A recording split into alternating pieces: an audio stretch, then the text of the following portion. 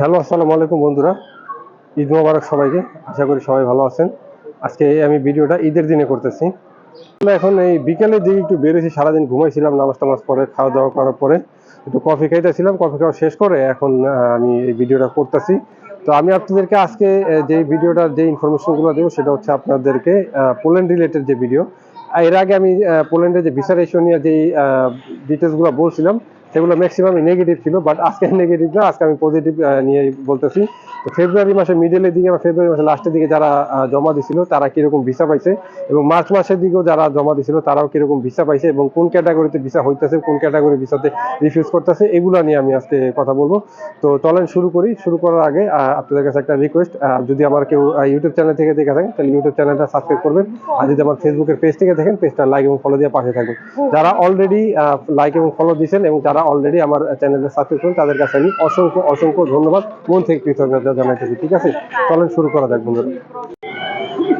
ফার্স্টে আমি আসতেছি দিল্লি প্রসঙ্গে নিয়ে। ঠিক আছে, ইন্ডিয়াতে যারা বা বাংলাদেশ থেকে যারা ইন্ডিয়াতে যারা জমা দিচ্ছেন তারা কিরকম ভিসা পাইছেন। আলহামদুলিল্লাহ ফেব্রুয়ারি মাসে ভিসার রেশিও খুবই খুবই ভালো ছিল।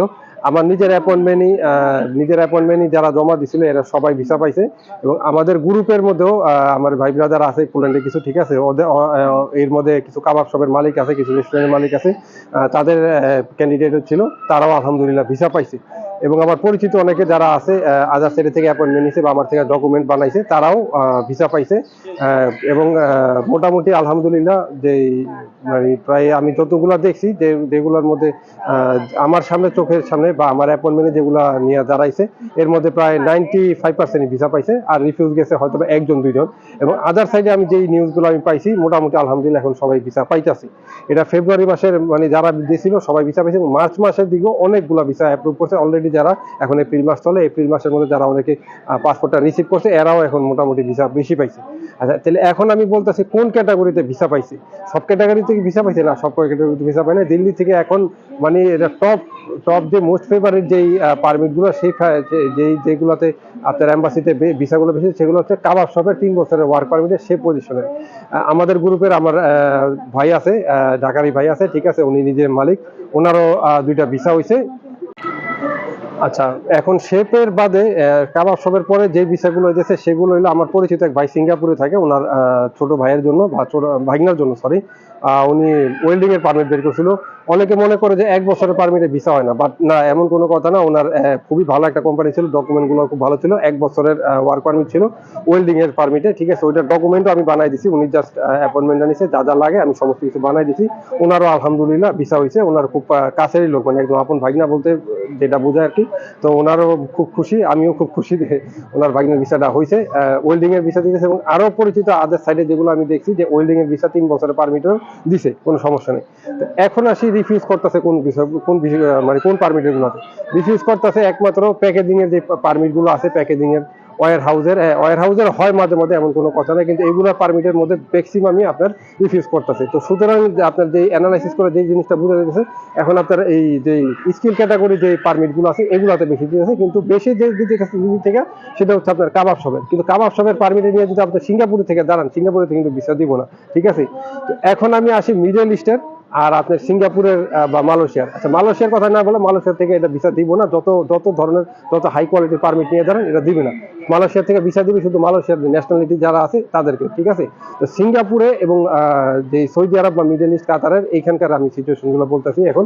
তো আমার অ্যাপয়েন্টমেন্ট দিয়েও সৌদি আরব থেকে অনেকে দাঁড়াইছে, বাট অনেকে আবার ফাইল সাবমিট করতে পারেনি, তাদের পার্সোনাল ডকুমেন্টের সমস্যা ছিল।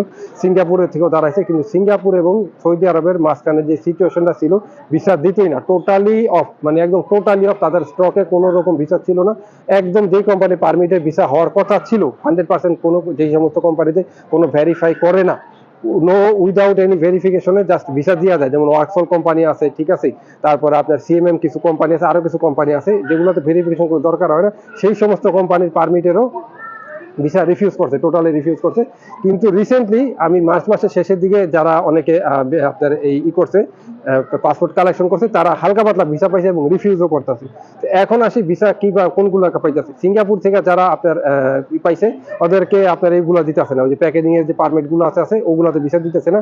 একদম হাই স্কিল যেটা স্টিল ফিকচার, তারপরে আপনার পাইপ ফিটার আছে, তারপরে আপনার এই ওয়েল্ডিং এর আছে 3 বছরের পারমিট গুলো আছে, কি জন্য আপনার সিঙ্গাপুরের থেকে তো অ্যাপয়েন্টমেন্ট পাওয়াটা অনেক দুরূহভাবে পাওয়া। তো যারা অ্যাপয়েন্টমেন্ট পাইতেছে তারাও মনে করেন যে এই মানে আধা আধি, এমন না যে সবাই ভিসা পাইতেছে, কিছু দিতেছে কিছু দিতেছে না, ঠিক আছে। ধরেন যে আপনার 10 জন দাঁড়াইলো, 10 জনের মধ্যে হয়তো 4টা 5টা দিতেছে, বাকি 5-6টা মনে করেন যে রিফিউজ করতেছে। সৌদি আরবের সিচুয়েশন ছিল খারাপ, সৌদি আরবে এখন ভিসা দিতে, কিন্তু সৌদি আরবে আপনাদেরকে এখন ব্যাক করে দিতেছে। অনেকে ওই যে ফেক এনওসি নেন, চেম্বার অফ কমার্স করেন না, বা অনেকে ব্যাংক স্টেটমেন্ট ফেক দিতেছেন, যে জন্য বিষয়গুলো রিফিউজ করতেছে। কিন্তু আপনি প্রপার ভাবে পার্সোনাল ডকুমেন্টগুলো নিয়ে নিলে, আর যদি ভালো কোম্পানি পারমিট থাকে, তো ইনশাল্লাহ আশা করা যায় ভিসা হইতাছে, ঠিক আছে। এবং কাতারে আমার পরিচিত অনেকগুলো মানুষ দাঁড়াইছে রিসেন্টলি, এদেরও ভিসা হইতাছে, ঠিক আছে, এদেরও ভিসা হইতাছে। তো সমস্যা নাই, এখন মোটামুটি একটু শিথিল পর্যায়ে আছে। তার মানে এই না যে একদমই টোটাল ভিসা দিতে আছে, ঠিক আছে, কিছু রিফিউজ যাইতেছে। তো এই যে রিফিউজ যাইতেছে, যেগুলো মনে করেন যে আপনার পারমিট পাওয়ার প্রায় 8 মাস 9 মাস বা 1 বছর পরে যেগুলো অ্যাপয়েন্টমেন্ট পায়, ওগুলো নিয়ে দাঁড়াইলে মনে করেন যে রিফিউজ গুলো বেশি আসতেছে। তো মোটামুটি এখন বলা যাইতেছে একটু সহনীয় পর্যায়ে। আর অ্যাপয়েন্টমেন্টের যে ব্যাপারটা, অ্যাপয়েন্টমেন্ট ব্যাপারটা নিয়ে আলাদা একটা ভিডিও করুন। অ্যাপয়েন্টমেন্টের এখন সিঙ্গাপুর থেকে প্রচুর অ্যাপয়েন্টমেন্ট দিতে আছে, এবং সৌদি আরব থেকেও এখন অ্যাপয়েন্টমেন্ট হালকা পাতলা একটু দিতে আছে। আর অ্যাপয়েন্টমেন্টটা সৌদি আরব থেকে মাঝখানে একটু শর্ট করছিল, তো এখন সামার সিজন তো এখন দিতে আছে। তো অ্যাপয়েন্টমেন্টের কি অবস্থা, বিএফএস এর কি যে আপডেট, এটা আমার নেক্সট ভিডিওতে আমি আপলোড করবো। তো সেই ভিডিওটার জন্য আপনারা অপেক্ষা করেন। আর তো আজকের যে ভিডিওটার যে রেশিওর যে ব্যাপার, তো এখন সবাই আমি মোটামুটি একটা ক্লিয়ার, মোটামুটি আলহামদুলিল্লাহ ভালো রকম বিচার দিতে আছে। তো এই ছিল আজকে আমার ভিডিও।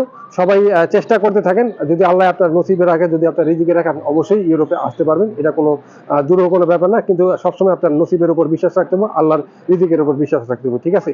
তো সবাই ভালো থাকেন, ইনশাল্লাহ নেক্সট ভিডিওতে আবার দেখা হবে। সবাই আমার জন্য দোয়া করবেন, আপনাদের জন্য দোয়া রইল। আসসালামু আলাইকুম ওয়া রাহমাতুল্লাহি ওয়া বারাকাতুহু।